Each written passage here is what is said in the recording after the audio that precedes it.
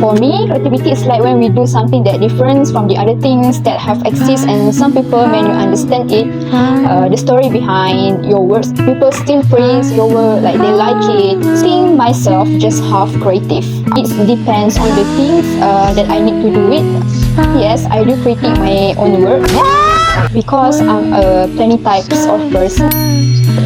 So I will try to not copy other people's work and always do something in my own way and style. Honestly, from my own view, I don't feel that rejection affects my creative process. From the rejection, I can learn something that will improve my work and make it. I consider this question to be when before I enter my degree life, I had my friends to do a car boot business and we sell drinks also. During each semester break, I create and design vocabulary notes in Malay and share it to language learning apps.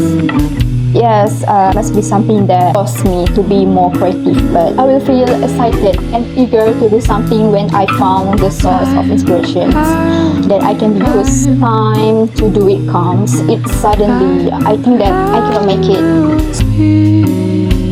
I'm interested in Rococo style because the way women in this era of 1730 in Paris were painted looks so beautiful. I'm in love with the women's styles and their house building, decoration and patterns look so luxurious.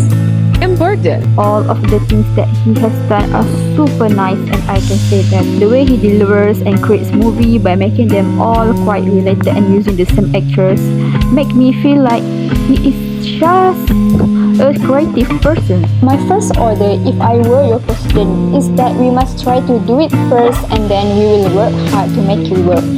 I would like to be remembered as a person who does care about people and what is going on around me, even though I look like it and people think don't care so much about other things, but it just I don't like to show so much about my own feelings.